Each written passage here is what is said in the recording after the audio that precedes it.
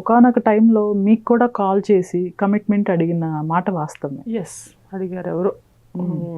అదేదో మూవీకి. అప్పుడు అప్పుడు కూడా అదే ఇప్పుడైతే వేరేలాగా ఆన్సర్ చేస్తా. ఫోన్ పెట్టా బాబు, నాకు పని ఉందని చెప్పి పెట్టేస్తా.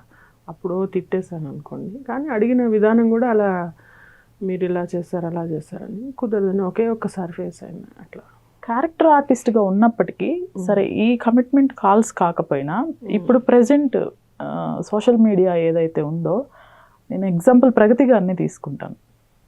ఆవిడ పైన లేనిపోని రూమర్స్, ఆవిడ లైఫ్ స్టైల్ పైన ఒక క్యారెక్టర్ ఆర్టిస్ట్ కూడా ఇవి తప్పట్లేదు కదా.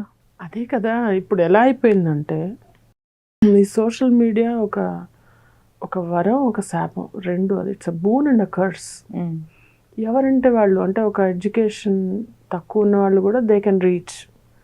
ఎవరన్నా అడుక్కునేవాడు కూడా ఓపెన్ చేయగలిగిన ఇది. దానికేం పారామీటర్స్ లేవు.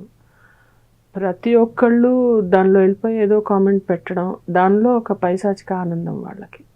ఇప్పుడు ఆవిడ లైఫ్ ఆవిడ లీడ్ చేస్తుంది, ఆవిడ ఇష్టం.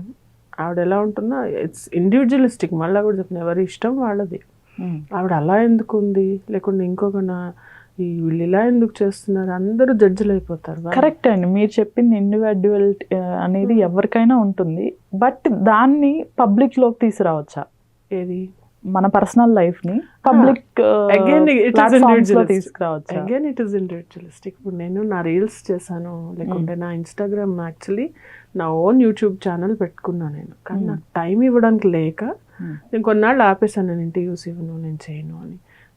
ఐ థాట్ నేను చదువుకున్న చదువు నాకు తెలిసింది కొంతమందికి ఉపయోగపడుతుందని చెప్తుంటే కింద కామెంట్స్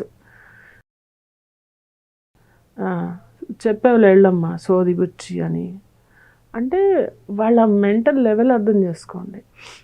వాళ్ళు కామెంట్ చేసే వాళ్ళని పట్టించుకుంటే చేయాల్సింది చేయలేం. అండ్ వీళ్ళ పర్సనల్ లైఫ్ తీసుకెళ్ళి యూట్యూబ్లో పెడుతున్నారంటే వాళ్ళ ఇష్టం. అది నాకు ఇష్టం లేదు.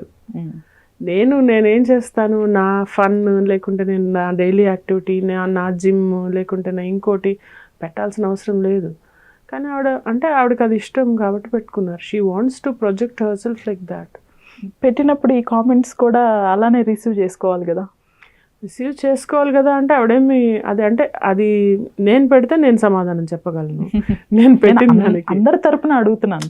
అందరి తరపున అంటే అది ఎందుకు పెట్టారు అని అంటే, నేను ఇప్పుడు ఆవిడ అది పెట్టకూడదు అని చెప్పను, పెట్టడం కరెక్ట్ అనను, పెట్టకుండా ఉంటే బాగుండు అని చెప్పను. ఎందుకంటే again it is her choice.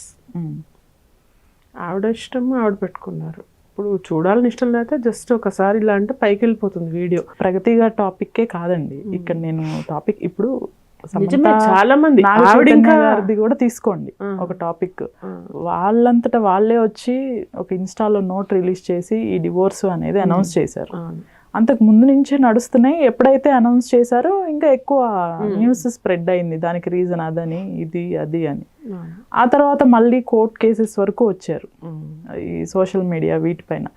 First ఎక్కడ తప్పు జరుగుతుంది అంటారు? మన సైడ్ నుంచి మనం పర్సనల్గా అన్ని పెడుతూ సోషల్ మీడియాలో పెడుతూ, పెట్టిన తర్వాత కామెంట్ చేయకూడదు అనటం కరెక్టేనా?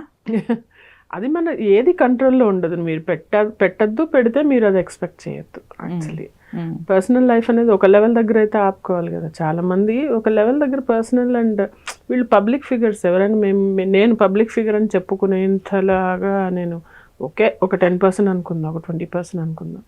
Do you know what happens in my life? You don't. Because నాకు ఇష్టం లేదు. ఎవరి ప్రైవసీ వాళ్ళకు ఉండాలి. ఎవరి ప్రైవసీ వాళ్ళ ప్రైవేట్ లైఫ్ అనేది వాళ్ళకు ఉండాలి. ఎందుకు నేను ఒకటి ఇది పెట్టంగానే వెంటనే నాకు మా అన్న యూకే నుంచి ఫోన్ చేస్తాడు, మా ఆయన ఫోన్ చేస్తారు, మా అబ్బాయిలు అడుగుతారు, మా బాబాయిలు 5 బాబాయిలు ఉన్నారు నాకు, బాబాయిలు అడుగుతారు. ఆ భయం భక్తి అనేది నాకు ఉంటుంది. మాధవి గారు జగమొండి అని విన్నాం, కరెక్టేనా? ఎస్. మొండితనం అంటే దానికన్నా పర్సిస్టెన్స్ అని చెప్తాను. అంటే ఒకటి పట్టుకుంటే అది అయ్యే వరకు వదిలిపెట్టను అనమాట.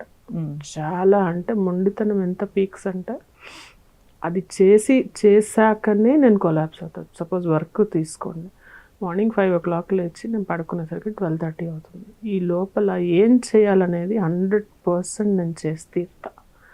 ఏదన్నా అలాంటి మొండితనం అనేది మా మదర్, షీఈ్ వెరీ, అంటే తన నుంచి నేను చాలా నేర్చుకున్నాను. అంటే నాన్న నుంచి నేను నేర్చుకున్నానంటే giving people love and affection. అమ్మ ఏంటంటే వెరీ సిస్టమాటిక్, మిలిటరీ, మా తాతగారు మిలిటరీలో వర్క్ చేశారు. సో మా మదర్ అంతా అది స్ట్రిక్ట్ ప్రిన్సిపల్ లాగా ఉండేది. నాకు స్కూల్లో ఒక ప్రిన్సిపల్, ఇంట్లో ఒక ప్రిన్సిపల్ ఉండేది. సో అక్కడి నుంచి అది వచ్చింది, మా మదర్ జీన్స్ అవి వెరీ స్ట్రాంగ్. మా మదర్ సైడ్ అందరంతే, అబ్బా చాలా అసలు అమేజింగ్ ఫ్యామిలీ. అంటే నా ఫ్యామిలీ అని చెప్పడం కాదు, వాళ్ళని చూసి ఇన్స్పైర్ అయ్యి అలా అలాంటి ఇది అనమాట. వాళ్ళు ఇంకా మొండితనం, నేనంటే నాకు 10 times ఉంటారు అందరు.